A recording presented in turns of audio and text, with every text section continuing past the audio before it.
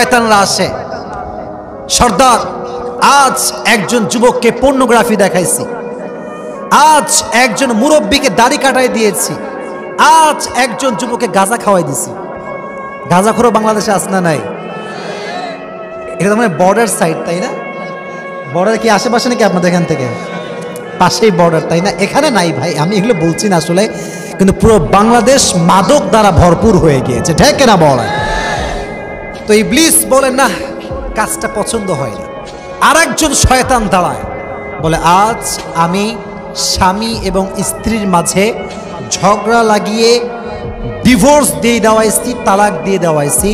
ইবলিস বলে মাশাআল্লাহ, you are the boss of the all bosses, তুমি boss, you are the best, আসো মামা আসো। তার মানে স্বামী স্ত্রী ঝগড়া করা যাবে, ঝগড়া হতে পারে, বাট ডিভোর্সের কাতারে কখনো যাওয়া যাবে।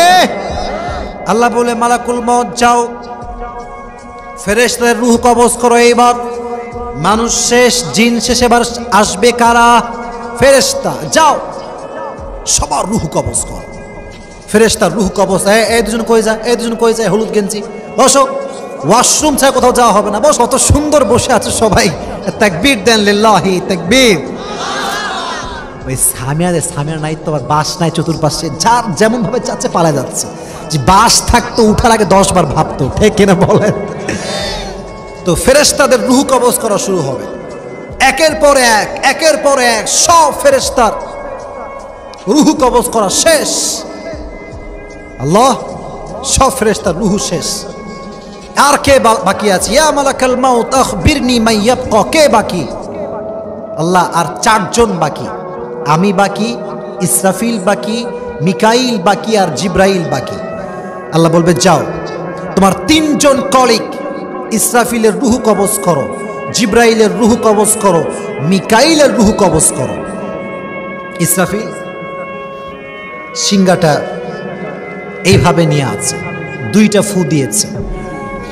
ওই অবস্থায় মালাকুল মউত আসবে, ঠাস করে রূহ কবজ করবে। ইসরাফিল শেষ।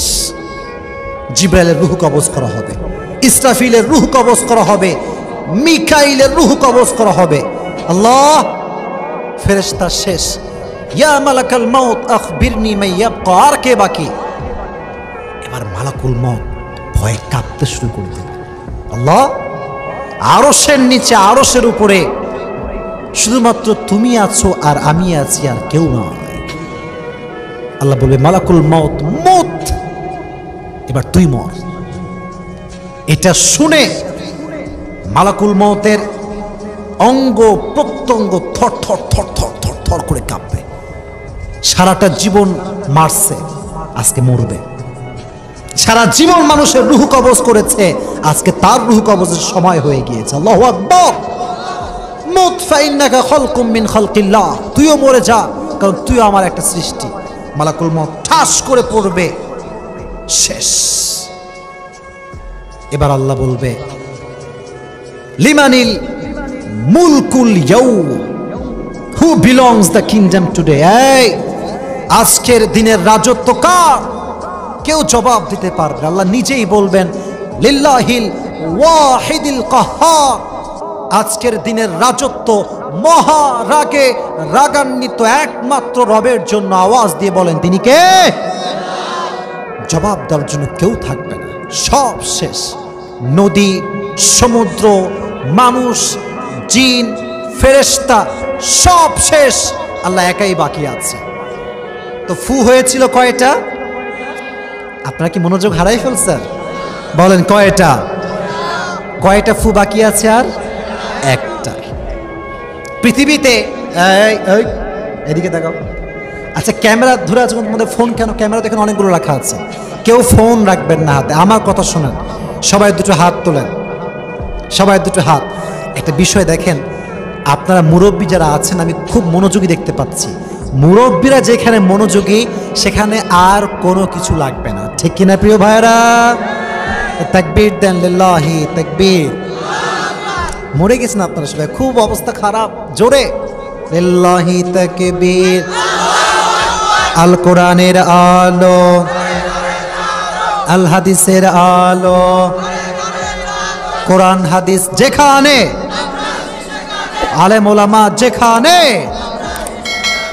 লাস্ট ফু আল্লাহ বলবে ইসরাফিল জীবিত হও, উঠে দাও, তোমার দায়িত্ব পালন করো।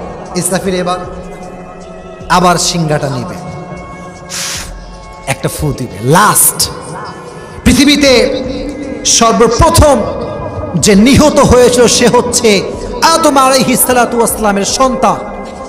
তখন থেকে নিয়ে শুরু করে যত মানুষ মারা গিয়েছে, এই একটা ফুতে সব মানুষগুলো কবর থেকে আবার জীবিত হয়ে দাঁড়িয়ে যাবে। সুবহানাল্লাহ পড়তে পারলেন না আপনারা? সবাই দাঁড়ায় যাবে। অনেকের বাবা মারা গিয়েছে, অনেকের বউ মারা গিয়েছে, মা মারা গিয়েছে, সব একটা ফু দেওয়ার সঙ্গে সঙ্গে দাঁড়ায় যাবে।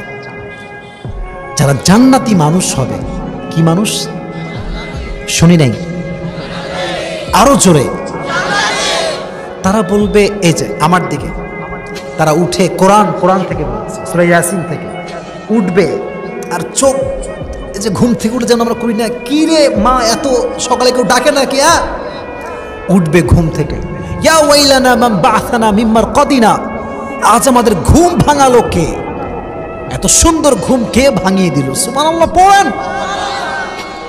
আমরা তো গান গাই, ঘুম ভাঙায়া গেল রে মরার কোকিলে। এই বাটপার মার্কা গান বাংলাদেশে আছে না নাই? কোকিল নাকি মরা, এই মরাই নাকি আবার ঘুম ভাঙা, এটা কোনো কথা? এগুলো গান বেশিরভাগ গায়ে মমতাজ আপা, যার কোনো মিনিং নাই, যার কোনো কথা ঠিক নাই, যেটা চরিত্রবান যুবকের চরিত্রকে নষ্ট করে দেয়। এই গান কি আমরা শুনবো আজ থেকে? ক্বালু ইয়া ওয়াইলানা মান বা'আসানা মিন মারকাদিনা, ঘুম ভাঙালো কে? আল্লাহ জবাব দিবেন, হাদা মা ওয়া'দার রহমান ওয়া সাদাকাল মুরসালুন, তোমার রব তোমাদেরকে যে কিয়ামতের ওয়াদা করেছিল, আজ সে কিয়ামত শুরু হয়ে গিয়েছে। সুবহানাল্লাহ পড়েন। কিয়ামত শুরু হবে। আচ্ছা, এই মাঠটা কি ক্রিকেট মাঠ নাকি আপনাদের? কি মাঠ এটা? ক্ষেত?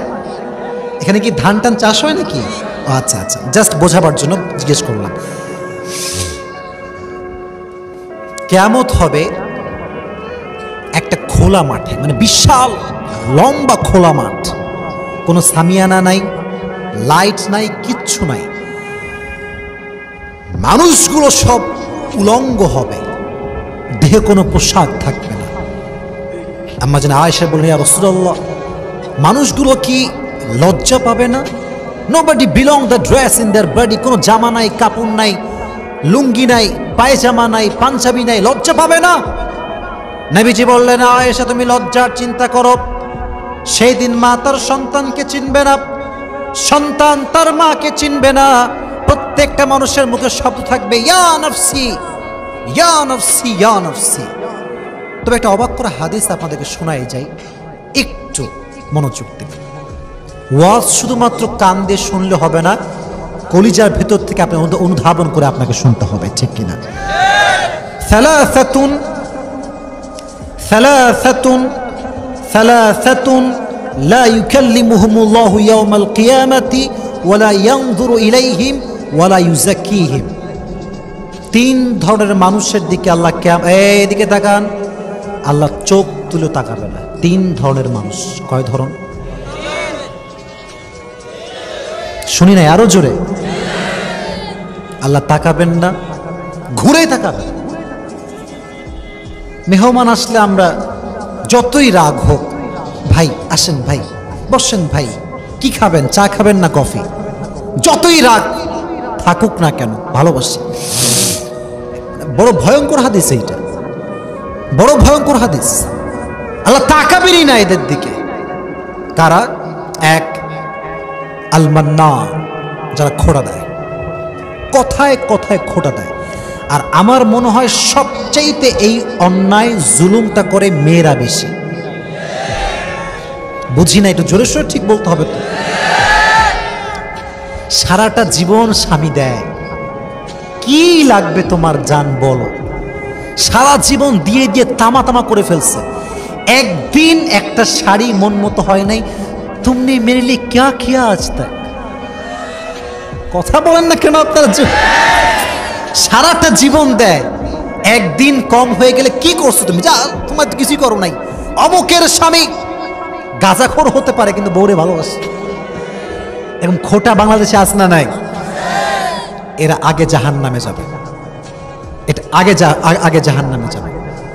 শুধু এইটা নয়, এই যে আমার ফ্রেন্ড আমার কাছে কল দিয়ে বললো, বন্ধু 5,000 টাকা লাগবে, দিলাম ধার। পরে গিয়ে বললাম, হ্যাঁ তোরে আমি 5,000 টাকা ধার দিলাম, তুই আমার কথা শুনিস না। এটা খোটা, এটা খোটা। খোটা যে দিবে তার দিকে আল্লাহ চোখ তুলেও তাকাবে।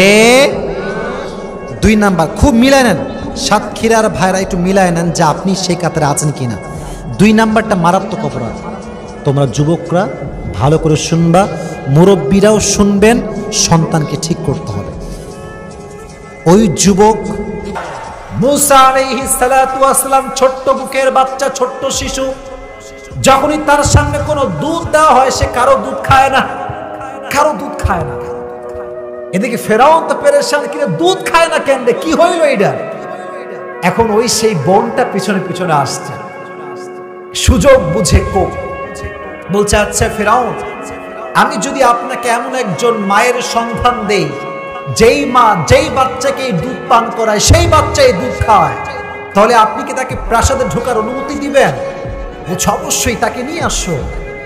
এবার সেই বোন মূসার মাকে খবর দিয়েছে, চলেন আপনার জন্য রাজপ্রাসাদে ফেরাউন অপেক্ষা করছে। তো মা তো ভয় পেয়ে গেছে, আরে আমার জন্য ফেরাউন অপেক্ষা, কারণ কি? আপনি গেলেই বুঝবেন কাহিনী কি, চলেন আমার সাথে। যখন প্রাসাদে নেওয়া হলো, মূসার মা দেখছে তার সন্তান আসিয়ার কোলে হেলে দুলে খেলছে। আপনার সুবহানাল্লাহ জোরে সোরে পড়তে পারলেন না? আমার সাথে সুবহানাল্লাহ পড়েন না।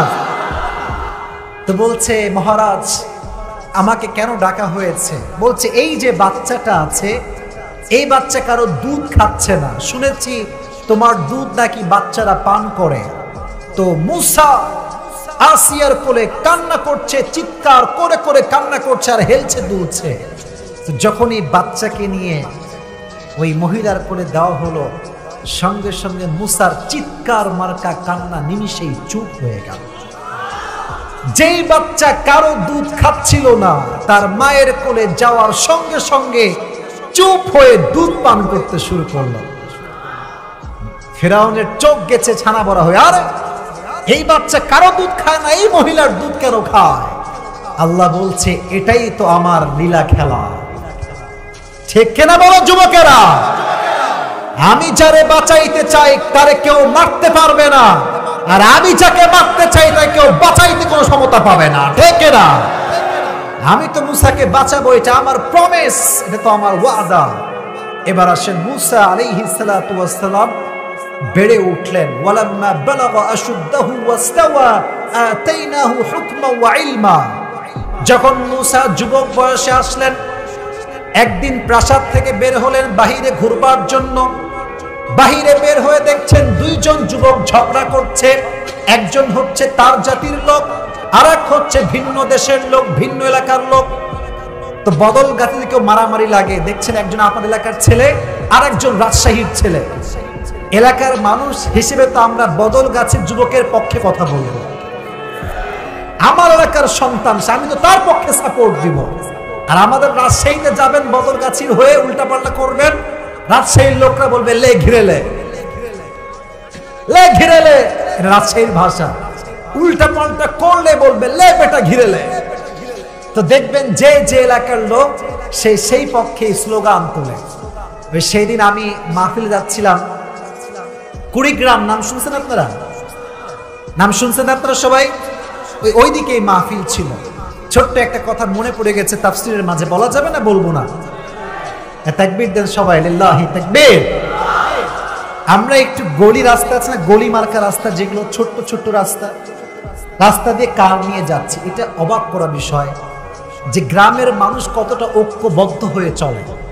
শহরের এক ফ্ল্যাটে কেউ মরলে সেকেন্ড ফ্ল্যাটে কেউ জানে না, আর গ্রামে কারো গায়ে চুল পরিমাণ কেউ টাচ করলে পুরো এলাকার মানুষ রামদার হাইসা নিয়ে বের হয়ে যায়, ঠিক কিনা? এখানে ঐক্যবদ্ধতা আছে। তা আমার যে ড্রাইভার আছে সে একজন রিক্সা চালককে বা ভ্যান চালককে একটু চাপ দিয়েছে। চাপ দেওয়া মানে হচ্ছে সে যাচ্ছে রাস্তা দিয়ে, ওরা যখন ক্রস করবে একটু চাপ খাইছে, তো চাপ খেয়ে উল্টে পড়তে গিয়ে আবার থেমে গেছে। আর আমরা তো পার হয়ে গিয়েছি, একটু সামনে গিয়ে দেখছি পুরো রাস্তা ব্লক, সামনে টেবিল টেবিল দিয়ে কয়েকশো যুবক দাঁড়ায় আছে, গাড়ির লোককে আসতে মারবে। কারণ এদিক থেকে ওই মুরব্বী কল দিয়েছে, একটা গাড়ি, কালো গাড়ি আমাকে যাওয়ার সময় ধাক্কা মারছে, ধর। পুরো মোড় এলাকা ব্লক, সব যুবকরা সামনে দাঁড়ায় আছে। আমি বললাম কি হইল রে ভাই? তা আমি কিন্তু ভেতরে আছি। ওই মুরব্বী এসে মিথ্যা কথা বলতেছে কি জানেন? বলছে আমাকে উল্টে ফেলাই দিচ্ছে, ওর কিন্তু কিছুই হয় নাই। তো এখন যখন দেখছি পরিস্থিতি খুবই খারাপ, সামনে টেবিল টেবিল দিয়ে সব ঘিরে রাখছে, তখন আমি বুঝেছি আমি না নামলে যুবকরা শান্ত হবে না। তো যখনই আমি গাড়ি থেকে নামছি, বলছে হুজুর আসসালামু আলাইকুম। বললাম কি হয়েছে ভাই? বলছে হুজুর আপনাকে কে মারছেন। বললাম মিথ্যা কথা, ডাহা মিথ্যা কথা। তো বলছে মুরব্বী কি এটা মিথ্যা বললেন কেন আপনি? বলছে আমার উদ্দেশ্য আপনাকে আটকানো, তাই এটা বলছি, তাই এটা আটকাই দিচ্ছে।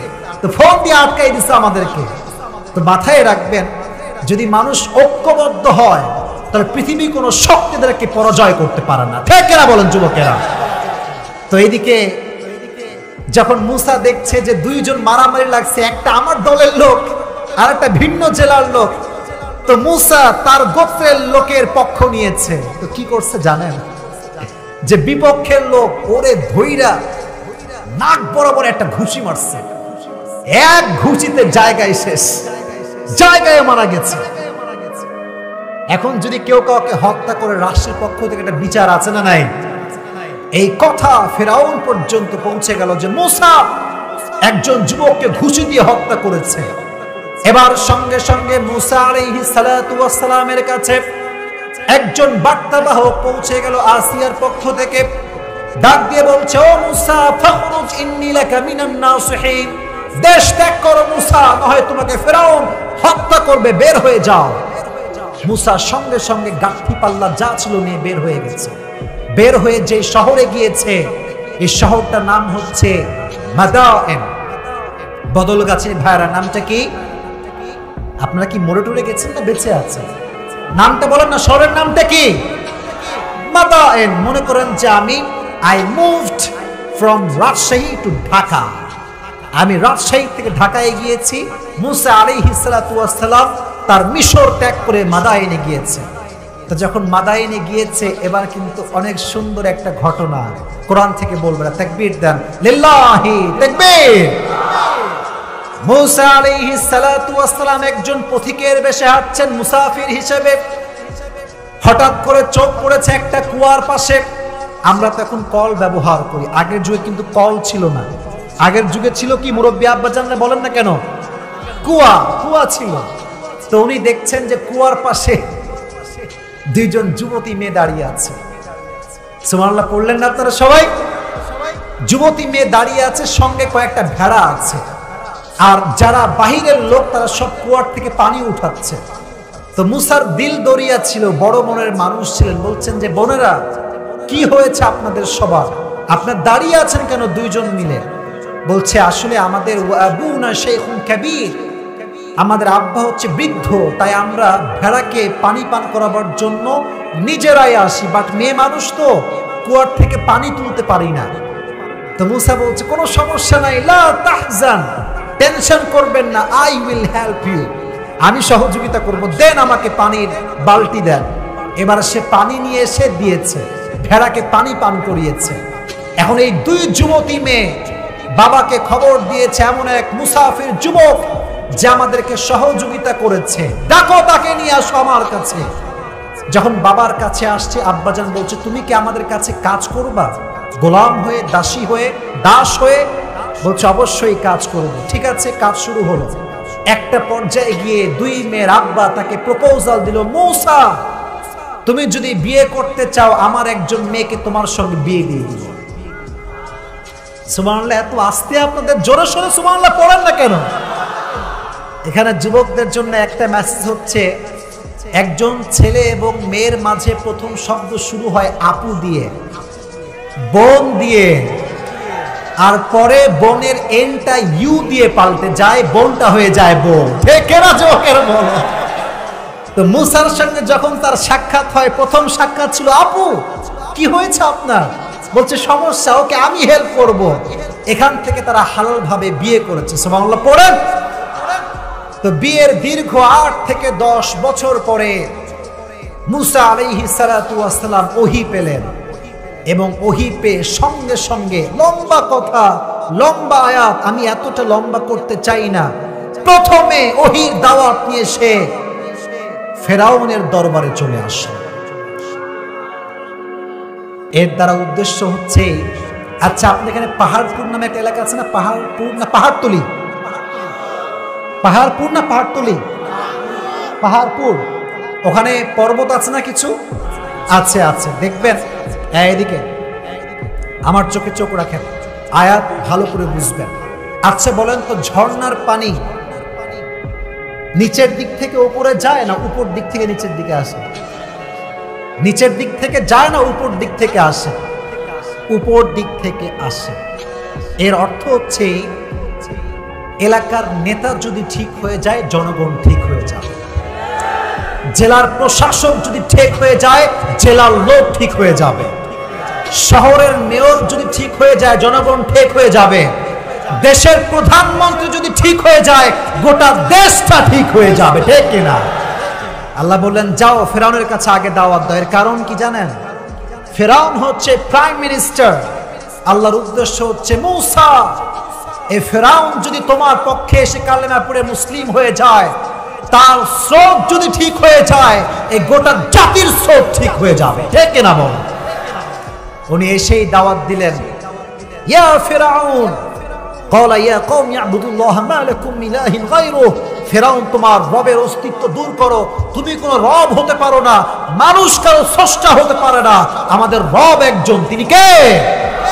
আল্লাহ আমার রব,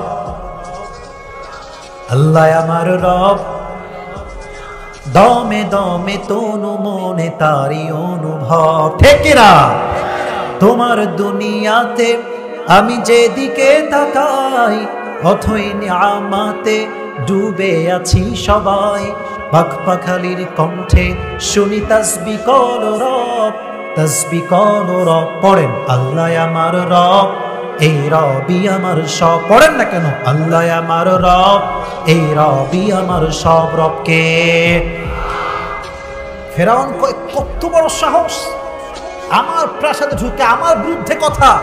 আরে তুই তো সেই মুসা যাকে আমি ছোট্ট বাক্স থেকে তুলে এনে মানুষ করেছি, তুই কি আমার কথা ভুলে গেছিস? এবার মুসা বলছে, তোমার কথা আমি ভুলি নাই, তুমি তো সেই শাসক, যেই শাসক আমাকে বাচ্চাকালে হত্যা করতে চেয়েছে, বাট তুমি আমাকে বাঁচাও নাই, আমার রব আমাকে বাঁচিয়েছে। ঠিক কিনা বলো যুবকেরা? তোমাকে আমি ভুলে যাই নাই হে ফেরাউন। এবার তো দ্বন্দ্ব লেগে গেছে ফেরাউন এবং মুসার মাঝে, কে কারে ঠেকায়। সবাই আপনারা জানেন যে একটা জাদুর প্রতিযোগিতা হয়েছিল, জিতেছিল কি ফেরাউন না মুসা? মুসার জিতার কারণে হাজার হাজার জাদুকর জায়গায় কালেমা পড়ে মুসলমান হয়ে গিয়েছে। সুবহানাল্লাহ পড়ে। এবার তার এই জাদুর পরে যখন অনেক জাদুকর মুসলিম হয়ে গেল, এবার আসেন আসিয়ার কথায় আমরা চলে আসি। এদের মুসলমান হওয়া দেখে আসিয়ার মাঝেও আল্লাহ ইমানের ফুল ফুটিয়ে দিলেন। তার হৃদয় ইমানের ফুল ফুটতে শুরু করলো। সে ভাবতে শুরু করলো, স্রষ্টা তো একজন আছেন, রব তো একজন আছেন। আওয়াজ দিয়ে বলেন তো তিনি কে? আসিয়ার একজন দাসী ছিল, ছোট্ট দাসী, তার 2টা মেয়ে ছিল। আসিয়ার দাসী সবার সামনে কালেমা পড়ে মুসলিম হয়ে গেল। এবার ফেরাউনের মাথা গরম, কিরে দাসী মুসলমান হয়ে গেল, ধরে না আসো তাকে। তাকে ধরে নিয়ে আসা হচ্ছে 2 জন বাচ্চা সহ। একজন বাচ্চার বয়স 6, আর একজন বাচ্চার বয়স হয়তো 2 থেকে 3 হবে, বাচ্চা কোলের শিশু। এই 3 জন কই যাবে? 3 জন এই বসো বসো বসো। না না ঠিক আছে, এদিকে এদিকে। 2-1 জন 1-1.5 ঘন্টা বসে আছে, ওই 1 নম্বরের চাপ আসতেই পারে, এটা কোনো ব্যাপার না। তবে আমরা যেহেতু ওয়াদা করেছি শেষ পর্যন্ত থাকবো, আমরা কেউ যাব না। রাজি আছেন তো ইনশাআল্লাহ? বলছে যাও 2 বাচ্চাকে নিয়ে আসো, মাকে নিয়ে আসো। বলছে এই দাসী, ওই মুরব্বী জান্নাতের ঘ্রাণও পাবে না যার কাপড়, পায়জামা, প্যান্ট, লুঙ্গি টাকনুর নিচে থাকে। নাউজুবিল্লাহ পড়লেন না?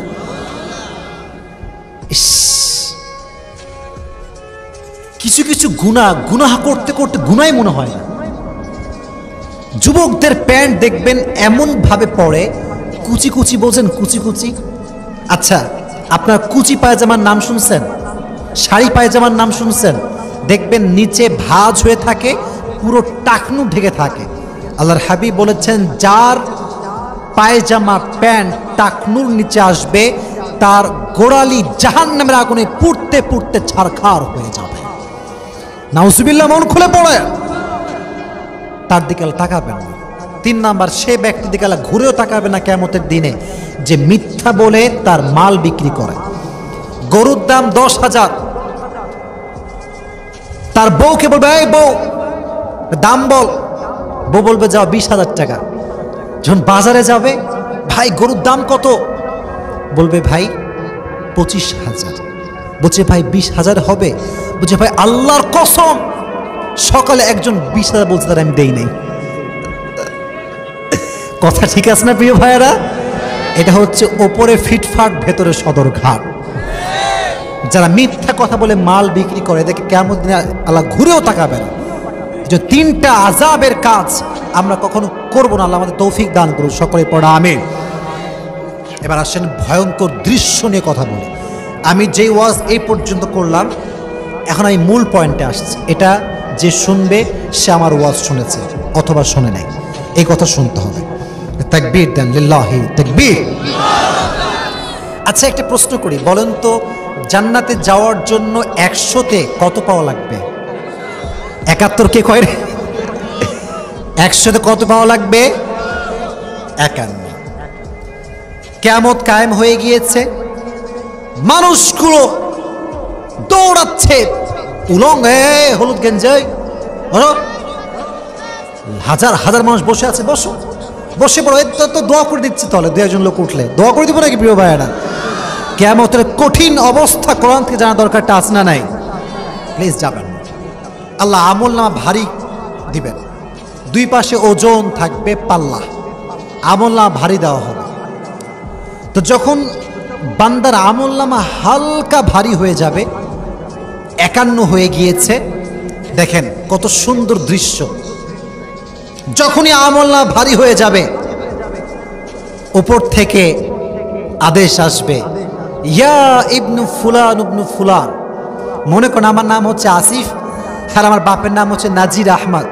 বলা হবে, ইয়া আসিফ ইবনু নাজির, তোমার জন্য জান্নাতের ফয়সালা হয়ে গিয়েছে। এত আস্তে সুবহানাল্লাহ পড়লেন আপনারা? যেই নামে তাকে সেই নামে ডাকা হবে, ফুলা ইবনু ফুলান, দাঁড়াও, জান্নাতের ফয়সালা হয়ে গিয়েছে। প্রাইম মিনিস্টারের নাম কি আমাদের বাংলাদেশের? কি নাম? যদি আপনি মিট করতে চান, একটা অ্যাপয়েন্টমেন্ট লেটার লাগবে না? অ্যাপয়েন্টমেন্ট লাগবে কি লাগবে না? আমি যে যাব, আমার একটা পারমিশনের দরকার আছে না নাই? তো বোঝেন, হাদিস থেকে বলছি,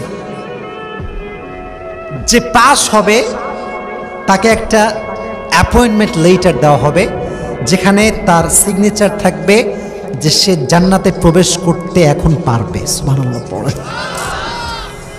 তো পেপারটা পাওয়ার পরে আমি সেই দিন তারিক জামিলের একটা বয়ান শুনছিলাম। নাম শুনছেন আপনারা সবাই? দেখবেন পাকিস্তানের মানুষ সাদা পাগড়ি পরে, অনেক সুন্দর মানুষ, অনেক সুন্দর কথা বলে। তো উনি বললেন, যখন কারো হাতে আমল নামা আসবে, বিশাল একটা চিৎকার দিবে,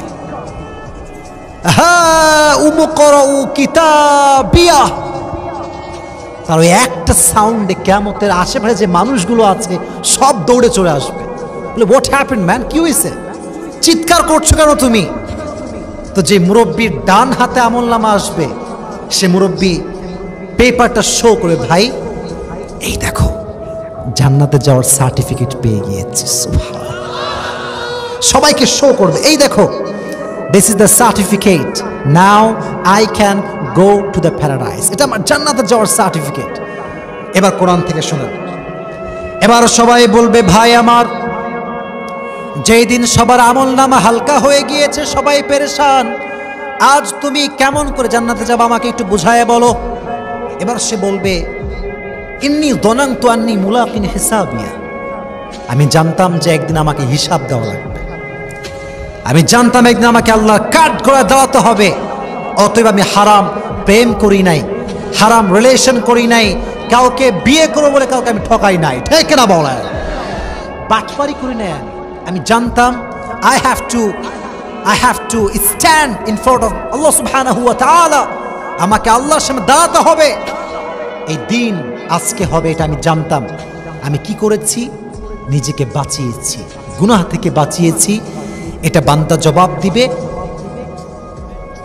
উপর থেকে আল্লাহ বলবেন ফাহুয়া ফি আইশাতির রাদিয়া, এই বান্দার সময়কে আর নষ্ট করো না, তাকে জান্নাতে প্রবেশ করায় দাও। সুবহানাল্লাহ পড়ে। কি সুন্দর দৃশ্য হবে সেই দিনের দৃশ্যটা, সে জান্নাতে প্রবেশ করবে। আর একটা অবাক করা হাদিস আপনাকে শোনাই। কিয়ামতের দিন একজন বান্দার আমল নামা সমান সমান হবে। 100 কেমন কেমন হবে বলেন তো? এক পাশে 50 আর এক পাশে 50 আর এক পাশে 50-50, কমও না বেশিও না। সে বলবে আয় হায়, একটা আমল হইলেই তো আমি জান্নাতে প্রবেশ করব। এবার সে তার মায়ের কাছে যাবে, আম্মা জান আমাকে একটা আমল দেন, আমি জান্নাতে প্রবেশ করব, আমাকে একটা আমল আপনি দেন। মা বলবে তুমি কে? হু আর ইউ? তুমি কে? মান আনতা? কই থেকে এসেছো তুমি? তোমাকে আমি চিনি না। বাবার কাছে যাবে, আব্বা জান একটা আমল দেন, একটা আমল হইলে আমি জান্নাতে প্রবেশ করব। আব্বা বলবে তুমি কে? তোমাকে আমি চিনি না। বান্দা পেরেশান হয়ে যাবে, আল্লাহ একটা আমল হইলেই তো আমি জান্নাতে প্রবেশ করব। হঠাৎ করে একজন যুবক আসবে, এসে বলবে বসো বসো বসো বসো, রাত বেশি হয়ে গিয়েছে। তাহলে ঠিক আছে, রাত বেশি হলে আমি লম্বা লেকচার দিব না। শোনেন, এবার সে বলবে তোমাকে আমি হেল্প করব। কি হয়েছে তোমার? বলছে ভাই একটা আমল লাগবে। সাতক্ষীরার ভাইরা কয়টা আমল লাগবে? বলছে আমি তোমাকে দেব। বলছে কিভাবে? বলছে আমার কাছে একটা আমলই আছে, আমার কোনো লাভ হবে না, আমি এটা দিয়ে কনফার্ম জাহান্নামী, কোনো জান্নাত পাওয়ার সম্ভাবনা আমার কাছে নাই। যখন এটা দিয়ে দিবে, বান্দা দৌড়ে দৌড়ে আল্লাহর কাছে আসবে, আল্লাহ জান্নাতে যাওয়ার সার্টিফিকেট আমাকে দিয়ে দাও, আমার আমল নামা 50-50 আর নয় 51 হয়ে গিয়েছে। আল্লাহ বলবে কেন? কেমন করে সম্ভব এইটা? বলবে একজন বান্দা আমাকে হেল্প করেছে, ডাকি ডেকে যাও, তাকে নিয়ে আসো আমার কাছে। এই বান্দা, তুই একটা আমল কেন দিলি? বলবে আল্লাহ আমার কাছে আমলই আছে মাত্র একটা, এটা দিয়ে কোনো লাভ আমার হবে না, এটা আমার জাহান্নাম ছাড়া কোনো গতি নাই। তো আমি ভাবলাম যে ছোট্ট একটা আমল দিয়েও যদি তোমার বান্দাকে উপকার করা যায়, এতে আমার ক্ষতি কোথায়? তাই আমি উপকার করেছি। আল্লাহ বলবে কি? তুই আমার চেয়ে বেশি দয়াবান হতে চাস? তুই আমার চেয়ে বেশি মায়াময় হতে চাস? আজকে তুইও যা জান্নাতে, তোর ভাইকেও তুই জান্নাতে চলে যাস। সুবহানাল্লাহ পড়ে। দুইজনই জান্নাতে প্রবেশ কর, যা, কোনো আমার আপত্তি নেই। এটা হচ্ছে কিয়ামতের সিচুয়েশন।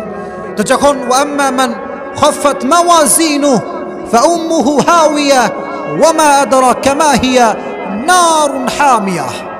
এবার আসেন কার আমলনামা কমতি হবে? যার হৃদয়ে ভয় থাকবে না, সে তার আমলনামায় পাস হতে পারবে না। আজকালকার মেয়েদেরকে দেখবেন বোরকাও পরে, টিকটক করে বেড়ায়। কথা ঠিক আছে না প্রিয় ভাইরা? দেখলে মনে হবে যে মাশাআল্লাহ यार ये तो अभी के अभी जन्नत से भाग कर आई है, কনফার্ম জান্নাতি, ঠিক না বলো যুবকেরা? কিন্তু এই মেয়েটা বোরকাও পরে 3-4 জন ছেলেকে নাকের ডগায় দড়ি লাগায় ঘুরায় বেড়ায়। এরকম মেয়ে বাংলাদেশে আছে না নাই? না, সাতক্ষীরা এরকম কোনো মেয়ে আসলে নাই। ও আরে নাই, আছে নাকি সত্যি মুরব্বী আব্বা জানারা? আল্লাহ এরকম মেয়েদেরকে হেদায়াত দান করুন, সকলে পড়া আমিন। এমন কিছু মেয়ের আমল নামা কমতি হয়ে যাবে, যেই মেয়েরা পোশাক পরতো কিন্তু পোশাক এতটা টাইট যে বডির প্রত্যেকটা সাইজ অঙ্গ প্রত্যঙ্গ বোঝা যায়। ঢাকাতে যখন আপনি যাবেন মুরব্বী আব্বাজান, তুই নাকি মুসার রবের উপর ঈমান এনেছিস, কথা কি সত্যি? বলছে কথা সত্যি, আমি ঈমান এনেছি। ওর বাচ্চাকে নিয়ে আয়। বিশাল বড় ডেক্সি নিয়ে আসছে, গরম আগুন, আর ডেক্সি দিয়েছে তেল, ফুটন্ত তেল। বলছে তুই যদি ঈমান না হারাস তোর বাচ্চাকে আমি আগুনের তেলে ডুবিয়ে মারব। বলছে ফেরাউন ফাকদি মা আনতা কাদ, তোমার যা মন চায় তাই করো, আমি আমার ঈমানকে হারাতে প্রস্তুত নাই। সুবহানাল্লাহ পড়েন। ফেরাউন বলছে তার সন্তানকে ধরো। 6 বছরের সন্তানকে ধরে আপনি আগুনের ফুটন্ত তেলে ফেলিয়ে দিয়েছে। সন্তানের দেহের গোস্তগুলো বিচ্ছিন্ন হয়ে গেছে, হাড্ডিগুলো বিক্ষিপ্ত হয়ে গিয়েছে। আহা, মা তার সন্তানকে দেখছে ফুটন্ত আগুনে পুড়ে শেষ। এবার বলছে এই দাসী, এখনো সময় আছে, এখনো তোর কালেমা ছাড়, না তোর দুধের শিশুকে এভাবে হত্যা করবো। মা এমনি তাকিয়ে আছে ফেরাউনের দিকে যে মানুষ কতটা জালিম হতে পারে, কতটা জুলুম সে করতে পারে। এবার দুধের শিশুকে নেওয়া হয়েছে ফেরাউনের পক্ষ থেকে। যখন নিয়ে যাবে মা তাকিয়ে আছে, একবার কালেমা ত্যাগ করলে আমার সব সন্তান বেঁচে যাবে। বলছে যাও সন্তানকে নিয়ে যাও। দুধের শিশুকে নিয়ে ফুটন্ত তেলের ভেতরে ফেলিয়ে দিয়েছে। দুধের শিশুর গোস্ত আলাদা হয়ে গিয়েছে, মা পাথরের মতো দাঁড়িয়ে আছে। আর ফেরাউনকে বলছে ফেরাউন, আমি আমার রক্ত দিতে প্রস্তুত আছি, আমার ঈমানকে হারাতে আমি প্রস্তুত নেই। ঠিক কিনা বলেন যুবকেরা?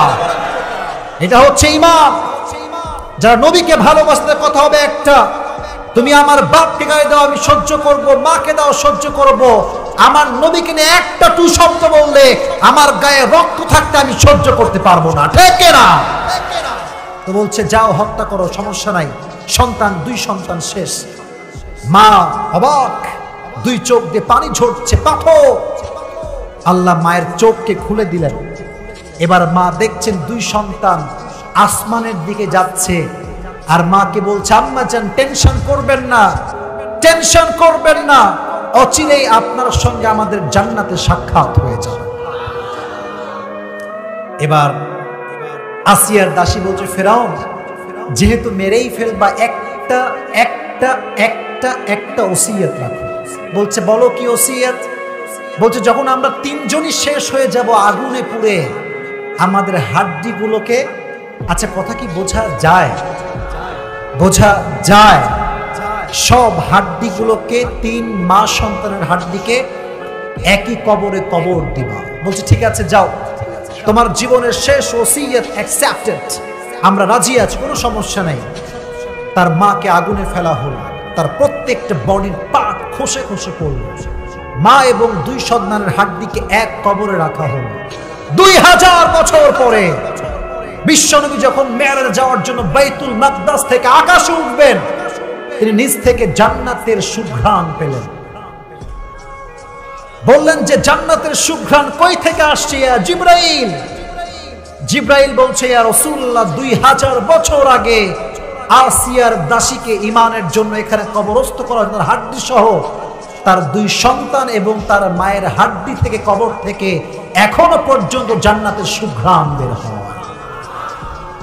এটা হচ্ছে ঈমান। এবার আসিয়ার খবর ফেরাউনের কাছে গেল যে আসিয়াও তার দাসীর মতো ঈমান এনেছে। এ আসিয়া, তুই আমার বউ হয়েছিস তো কি হয়েছে? যে আমাকে রব মানবে তার জন্য শাস্তি অনিবার্য। আসিয়া বলছে তুই যা করবি কর, আমি আমার রবকে বিশ্বাস করি, ঈমান যাবে না, আমার জীবন যাবে, তোর যা মন চায় কর। ফেরাউন বলল যাও, একে নিয়ে যাও, যতক্ষণ সে তার কালেমাকে ত্যাগ না করবে। আপনার চাবুকের নাম শুনেছেন? চাবুক মানে আপনার সবাই বোঝেন তো ভাই? চাবুক দিয়ে দেখবেন বারবার আঘাত করা হয়, পিঠে আঘাত করা হয়। আচ্ছা, একজন মেয়ের শরীর কি খুব বেশি শক্ত হয় না মোলায়েম হয়? মেয়েদের শরীর হয় নরম, স্পর্শকাতর হয় তাদের শরীরটা। যতবার আঘাত করছে, তরবারির আঘাত বলেন আর তীরের আঘাত বলেন আর চাবুকের আঘাত বলেন, মেয়েরা সহ্য করতে পারে না। এক একটা আঘাতে আসিয়ার প্রত্যেকটা দেহের চামড়ার রক্তগুলো একত্রিত হয়ে যাচ্ছে। আসিয়া চিৎকার করছে, মৃত্যু শয্যায় চলে আসছে। এবার শেষে সে আয়াত পড়ছে, আল্লাহ ওয়াদরাবাল্লাহু মাসালান লিল্লাযীনা আমানু ইমরাআতা ফিরআউন, ও আমার রব তুমি আমাকে ফিরআউনের অত্যাচার থেকে বাঁচাও, আর আমার জন্য তোমার ওই জান্নাতের ডান পাশে একটা ঘর বানিয়ে দাও। সুবহানাল্লাহ পড়লেন না যুবক ভাইরা সবাই মিলে? আল্লাহ বলছেন, আসিয়া টেনশন নাই, your dua has been accepted, your dua has been accepted, তোমার দোয়া কবুল। তোমার জন্য আমি আল্লাহ তাআলা জান্নাতের ডান পাশে বিশাল বড় একটা প্রাসাদ তৈরি করে দিয়েছি। সুবহানাল্লাহ পড়েন।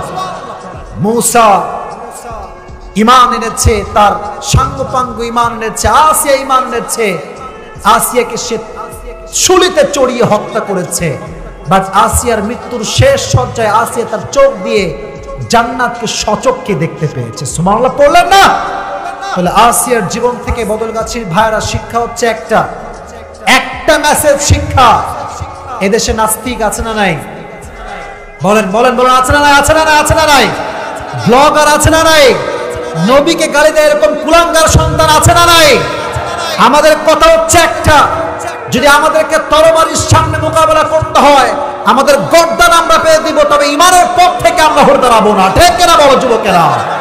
আমাদের স্লোগান হবে একটা, আমার এই দেশের মাটিতে হোক, যে কোনো মাটিতে হোক, ইসলাম যদি কায়েম করতে হয়, ইমানের আলো যদি জ্বালাইতে হয়, আর তার জন্য যদি জীবনকে কোরবান করতে হয়, জীবন দিতে কারা কারা প্রস্তুত, দুটো হাত তুলে আল্লাহকে দেখা দেয় বদলগাছির ভাইরা।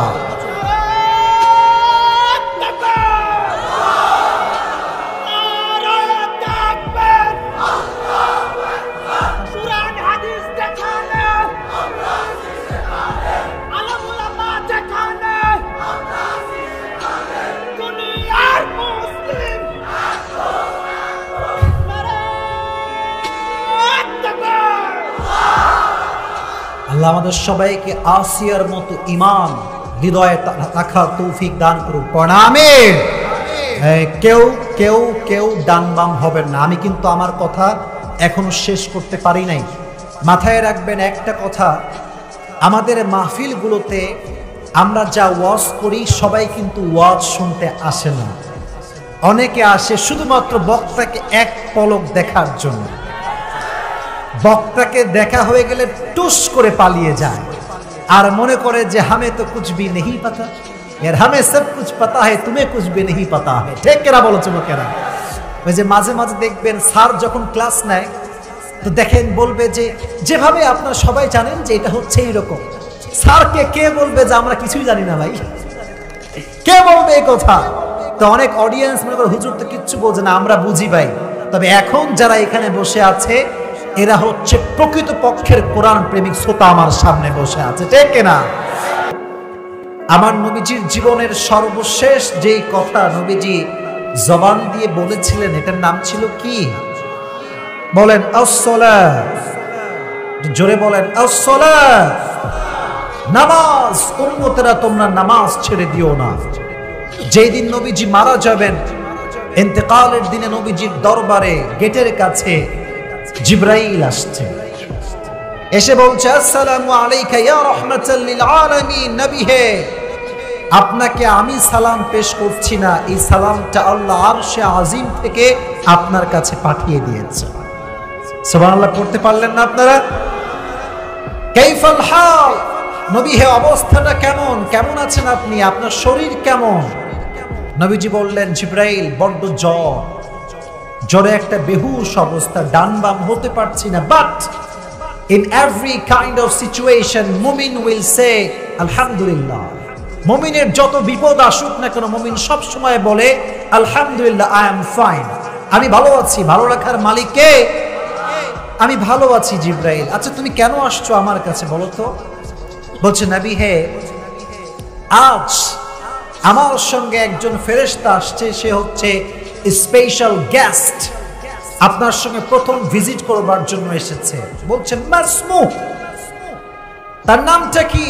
জিবরাইল বলছে ইসমুহু মালাকুল মউত, তার নাম হচ্ছে মালাকুল মউত। সুবহানাল্লাহ নাই সবার মুখে? মালাকুল মউত কেন এসেছে? আপনার সঙ্গে সাক্ষাৎ করতে চায়। নবীজি বললেন, যাও আমার কাছে নিয়ে আসো।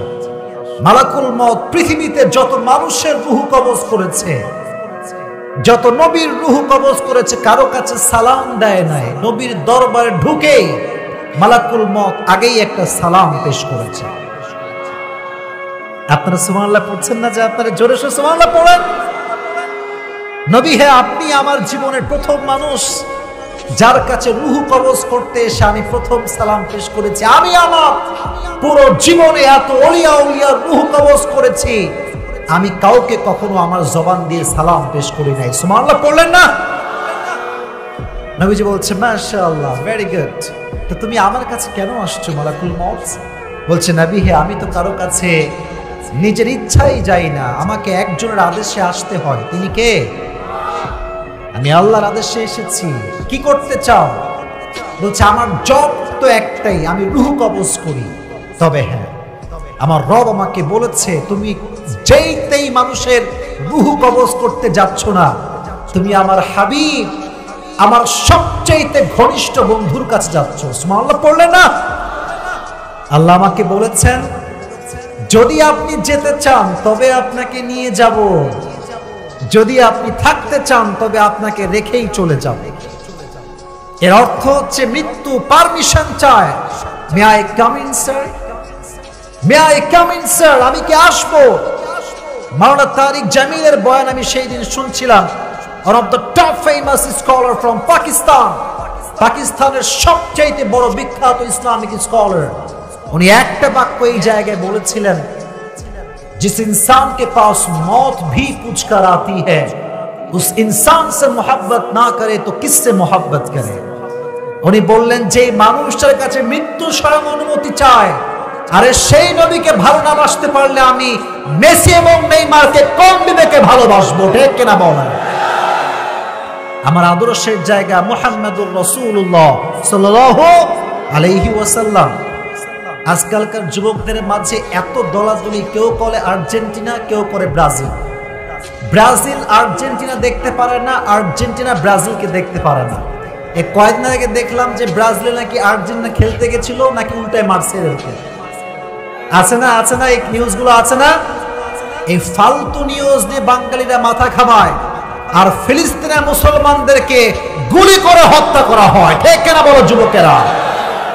এ কাজ করা যাবে না। তো যখন নবীজিকে বললেন, নবী হ্যাঁ, আপনাকে আমি নেওয়ার জন্য আসছি, আপনি কি যেতে চান?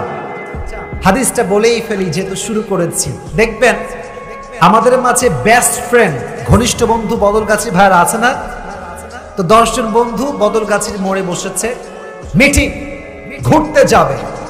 তো এক বন্ধু বলছে, চল বদলগাছির থেকে আমরা ঢাকা যাব, আর ঢাকা থেকে সরাসরি ট্রেন কক্সবাজারে চালু হয়েছে। Let's go to the Cox's Bazar for tour. চলো ঘুরে আসি কক্সবাজার থেকে। তো দেখবেন যে যার ঘনিষ্ঠ বন্ধু সে তার দিক তাকায়, কি রে তুই যাবি? তো যদি সে বলে যে আমি যাব, তো ওইও বলে আমিও যাব। সবাই তার বেস্ট ফ্রেন্ডকে ফলো করে। তো নবীজি বলছেন, আমার বন্ধুর নাম তো জিব্রাইল। সুবহানাল্লাহ পড়লেন না? এদিকে তাকান। নবীজি এভাবে শেষ মুহূর্তে জিব্রাইলের দিকে তাকিয়ে বলছে, জিব্রাইল কি বলছো, যাব? তো জিব্রাইল বলছে, নবী হে, আপনি যাবেন কিনা এটা আমার পক্ষে বলা পসিবল নয়, তবে আমি এতটুকু বলতে পারি, আপনাকে দেখার জন্য, আপনার দিদারের জন্য আরশে আজিমে আল্লাহ অপেক্ষায় বসে আছে। আমার মনে হয় আপনার গেলেই ভালো হয়। নবীজি বুঝে গেলেন, the time is over, I have to go back to my Lord। যেতে হবে, সময় তো শেষ। বলছে, এই না আয়েশা, আমার বউ আয়েশা কোথায়? ডেকে নিয়ে আসো আয়েশাকে। নবী হে, কি হয়েছে, ডাকছেন কেন? বলছে, আমার যেই স্বর্ণগুলো আছে তোমাকে দিয়েছিলাম, এই স্বর্ণগুলো কোথায়? গোল্ডগুলো কোথায়? রেখে দিয়েছি নবী হে। কেন বলেন তো আপনি? বলছে, সবগুলো এই মুহূর্তে আল্লাহর রাস্তায় দান করে দাও। সুবহানাল্লাহ। তো আসতে পড়লেন, জোরে সোরে সুবহানাল্লাহ পড়তে পারলেন না? নবী হে, রেখে দেই, রাখলে কি সমস্যা? আহা, এটা বদলগাছি ভাইরা মাথায় রাখবেন। গরিব যারা হবে, হাদিসে আসছে মধ্যবিত্ত পরিবারের সন্তান, গরিব ঘরের সন্তানরা বড় লোকের চাইতে 500 বছর আগে জান্নাতে প্রবেশ করবে। সব দান করে দাও, আমি আমার রবের সঙ্গে এমন অবস্থায় সাক্ষাৎ করব যখন আমার কাছে এক চুল পরিমাণ কোনো সম্পদ ছিল না। সুবহানাল্লাহ পড়েন। সব দান করা শেষ। এবার যখন মালাকুল মওত রূহ কবজ করতে আসবে, নবীজি বললেন, থামো, আমাকে বলতে দাও আসসালাত আসসালাত আসসালাত ওয়া মা মালাকাত আইমানুকুম। উম্মতেরা দুইটা কথা মাথায় রেখো। এক, জীবন থাকতে নামাজ ছেড়ো না। দুই, তোমার অধীনস্থ গোলামের সঙ্গে খারাপ ব্যবহার করো না। সুবহানাল্লাহ পড়লেন না? কিতাবুন আনজালনাহু ইলাইকা লিতুখরিজান নাসা মিনাল যুলুমাতি ইলান নূর। আল্লাহ তাআলা বলছেন, নবী হে, এই কোরআনটা আপনাকে দিয়েছি এই জন্য যাতে করে আপনি অন্ধকারাচ্ছন্ন মানুষগুলোকে আলোর পথ দেখাতে পারেন। তার মানে হচ্ছে আপনি জাহান্নামী মানুষগুলো যেন জান্নাতি বানাতে পারেন, তাই কোরআনটা নাজিল করেছি। সুবহানাল্লাহ পড়েন। এই কোরআন থেকে আমরা আজকে তাফসীর শুনবো। তো আপনারা বলেন তো, রাত যখন শেষ হয়ে যায়, রাতের শেষ অংশের যে একটা ফরজ নামাজ আছে, এই নামাজটার নামটা কি?